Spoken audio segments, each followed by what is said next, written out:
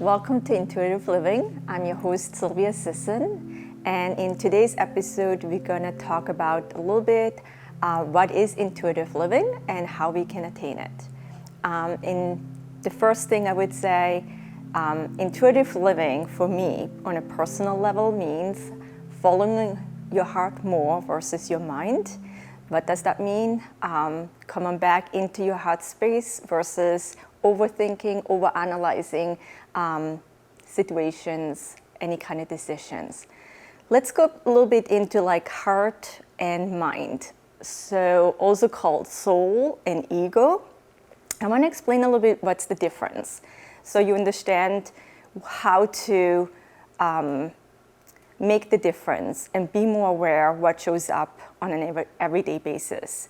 So ego would be your mind. Anytime your mind will come up and give you like a narrative of, I'm not good enough, this is going to be something I have to be afraid of, control, any kind of impatience, fears in general, doubts, mistrust, that would be actually all ego-based. So that would be that little voice in your head that's going to tell you, don't do it because of this and this and this could happen. Soul would mean your heart space, and that would be more on a level of compassion, trust, peace, surrendering, love, anything that makes you feel content and good. So knowing what shows up for yourself is a very important part to be aware of how you show up in life and then how to change it around so it's going to be more heart space versus mind space. So the first thing I would say, show up with an idea of, get to know you, meaning know who you are, know how you operate and how you think and how you function. Once you understand yourself, you can actually apply minimizing the ego. So again, coming back to the ego and soul, we all have ego and we all need ego. You can't go and completely diminish ego. That wouldn't be safe nor good. So with that said, again, go back, analyze who you are, how you show up in life, how you think and how who you are. And based on that, you can actually kind of be more aware of what is ego and what is soul. So what I give my clients in a session, if they come in with a lot of fear-based energy, the first thing to do is let that fear come up. It's okay to have that fear. It's okay to not feel comfortable. Acknowledge that fear, but then really try as good as you can changing that fear-based energy into more trust-based energy. And you can do so by literally telling yourself a mantra. If that fear-based energy comes up as, I am not good enough, you might want to acknowledge that, okay, that's my narrative today, but I'm not going to let it define me. And I'm going to come in and I'm going to go and actually change that with my own energy by literally repeating, I am good enough. As we believe our negative narrative, we can actually reprogram our energy and believe our positive narrative. So by practicing, continuous practicing, any kind of mantras, any kind of self-affirmations, it helps to switch that energy into something positive. Again, come back to make sure you know how you show up. So that would be the first step in finding being more aligned with intuitive living. If you don't know who you are, you don't know what your intuitive sense is. You don't know what works for you. You don't know what you desire, what you want, what your passions are, because you're not in tune with yourself. The next level or next step into finding your own intuitive living or being more aware of intuitive living is literally slowing down. We tend to rush. Everything has to be fast, quick, better, bigger, and we tend to forget about just really slowing down our pace, our energy, and being okay to sit with ourselves. Sitting with ourselves, getting to know ourselves. So I have this ritual in the morning before I get up, before I get out of bed, before I'm a mom, a business owner, a wife, a daughter, a friend, I actually take 5 to 10 minutes to really set my intentions and just sit with myself. I ask myself, how do I feel today? And I really stay in that energy. I'm not going to let it define me. If I get up and I don't feel quite aligned or not feeling as happy or fun, I go back and just kind of, okay, that's how I feel today. I'm not going to try resisting. I'm not going to try to change it around or start thinking why I'm in that space. I just let it come up, acknowledge it, and letting it go. I do mantras every morning. I do affirmations every morning. I check out my chakras every morning. Sometimes I do a chakra balancing every morning. And it's literally having that ritual to be okay, to sit with yourself and look at yourself, but also knowing there's still some work to do, and we all have work to do. Nobody is perfect. Having that awareness of, I'm never going to be perfect, but I'm going to try to show up each day, every day, the best version of myself. If you show up as your best version of yourself, there is awareness, and with awareness comes intuition. So that would be step 2, really finding time to slow down, resetting energy each day, being okay with not feeling absolutely okay, and really knowing who you are at that time.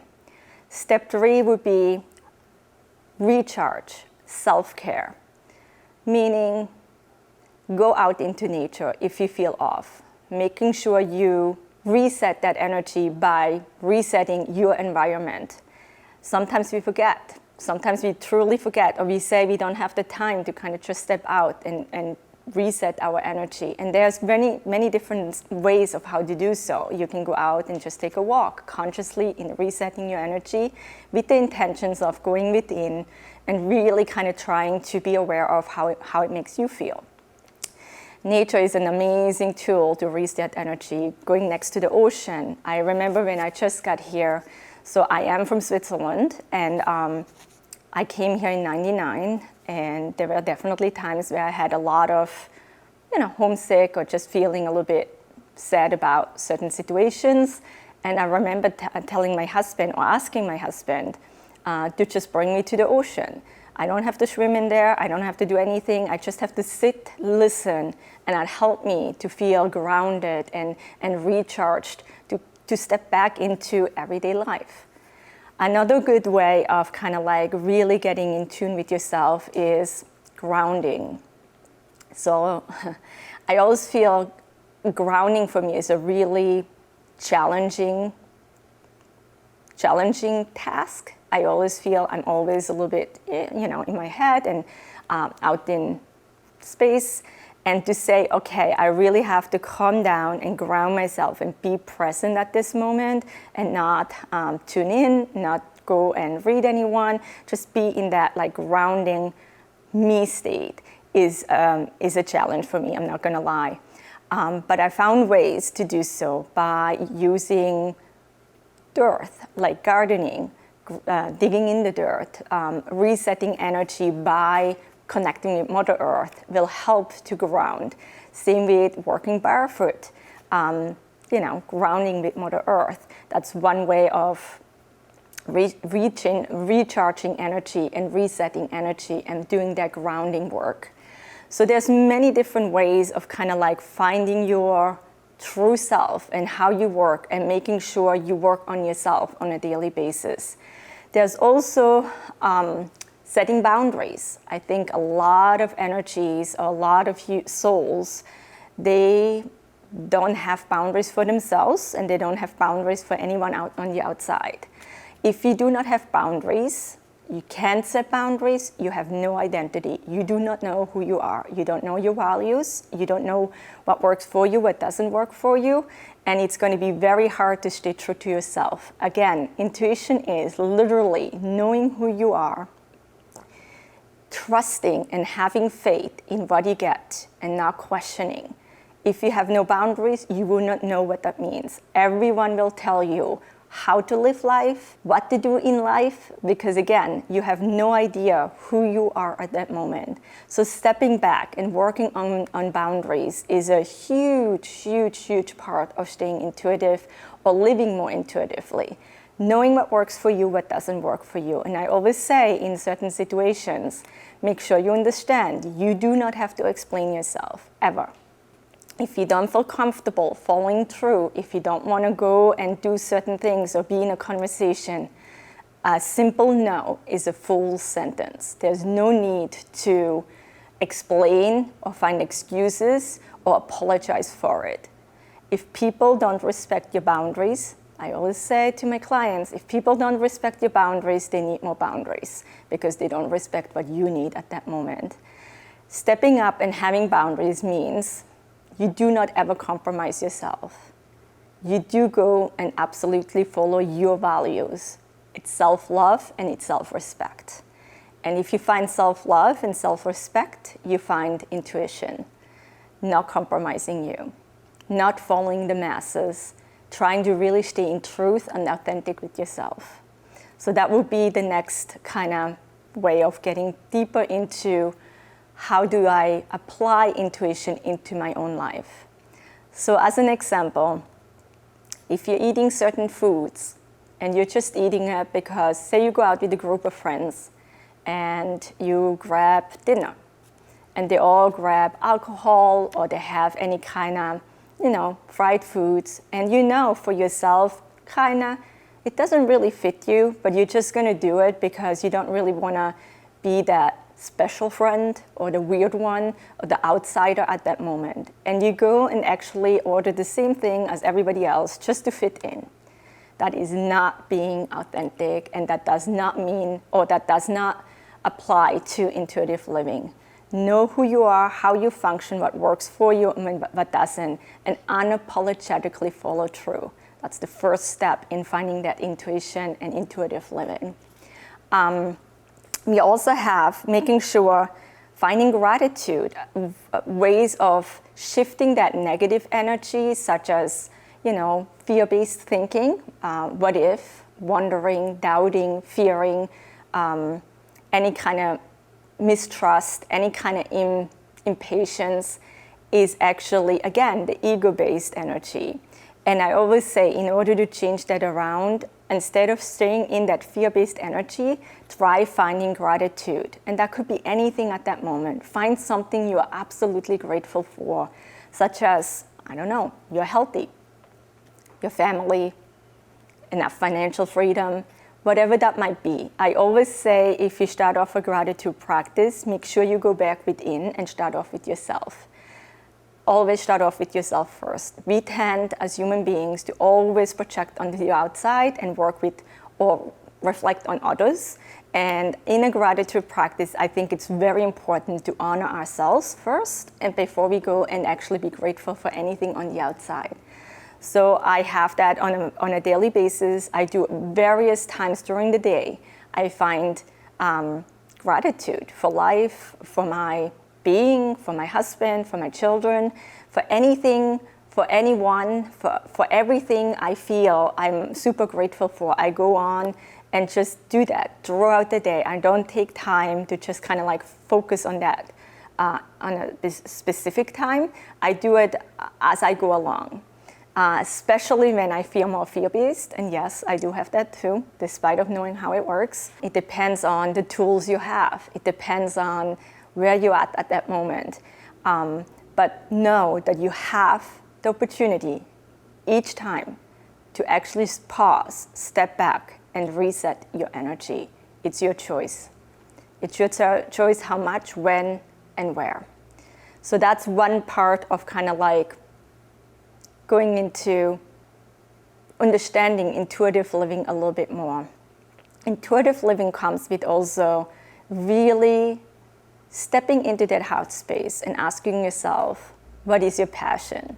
What are your desires? And then fully trusting and stepping back into faith, and that again is soul energy. Faith and trust is soul energy. To know that if it's in your highest good, it will show up for you. It will be there. You do not have to know how, because that would be control, and control is ego. You just have to have faith and trust it will be there. I remember many years back, well, before I got here, in '99, I got the offer to come to the United States, and I was about 20 years old. And in Switzerland, where I'm from, education, job, work is really, really important. To just say, well, I'm gonna quit everything and I'm gonna try something new. So I remember I got the offer to come to the United States, and in my heart, immediately I knew I had to do this. I wanted to do this. This was absolutely, it resonated with me. It made sense. I felt it was making me feel good and whole. And I remember sharing this with various people, my family members, friends, even my boss at that time. I worked in a factory, in the office, and I went up one day and I told him I'm going to be leaving for the United States. And he looked at me and he goes, "What are you doing? You will never, ever, ever be successful. You will never find what you need to find. And if you ever try to come back to Switzerland, it will be really, really hard for you to find a job." So all fear-based energy that got projected onto me, any kind of doubts that got put into me. And I just knew deep down, I didn't come to ask for permission. I came to just inform you what my next step is, because I just felt that was my duty as a employee to do so. But I didn't felt I needed to go in and actually take that and put that close into my energy and start doubting myself. I knew deep down, you can tell me whatever you want to tell me. I know what I needed to do for myself. It was so deep, so intense, and so big in my energy. Nobody and nothing could tell me different or put fear into me, doubt and fear. And I remember leaving, and of course there's fears attached. I was 20 years old. I traveled from Switzerland to Boston by myself. I never really left Switzerland by myself. I didn't speak any English, didn't know where I was going. I didn't ever met the family. I was supposed to be a nanny. Well, I was a nanny for 1 year and never met the family, never met the kids. And that wasn't really a big deal. I just knew that was where I needed to be. And I remember I was crying the entire way here in the airplane. And as we landed into Boston, this feeling of, it will be okay, just trust and have faith, came over me. And it was this it's almost like a light switch that came on. It just switched in energy. I wasn't sad, I wasn't fear-based, I was just trusting and stepping into that faith. And yeah, I am so grateful that I listened to myself and not to my environment at that time. I'm so grateful that I had that self-esteem to say, no, that might not work for you. It might feel very overwhelming to you and maybe just not where you needed to be, but it does feel right to me. And I'm going to follow that through with everything that comes with it. And yeah, here we are, 23 years later, actually this year, married, made my life, feel good about that decision, never regret that decision. And yeah, sometimes I'm like, I would like to tell that person, I did make it, I did do it, and I am happy. And I am happy I stepped into my own being and listened to my heart versus my mind and my environment at that time. So with that said, again, going back to heart space, listen to who you are, how you show up in life, what your desires and passions are, and then try one step at a time to put that into motion in your life. Every day, a tiny bit. Rome wasn't built overnight. You're not going to be able to do this overnight. So give yourself time, passion, patience, and self-love. Self-love is a huge part of getting more intuitive with yourself and living more authentic and with intuition. That's pretty much how I would give you the first steps to go into that intuitive living, being more authentic, and listening to your heart. I'm going to wrap it up. If you have any questions, any concerns, suggestions, feel free to connect with me. Again, my name is Sylvia. You can find more information in how to get in touch with me under my website at www.sylviaassistant.com. Thank you for watching, and I see you next time.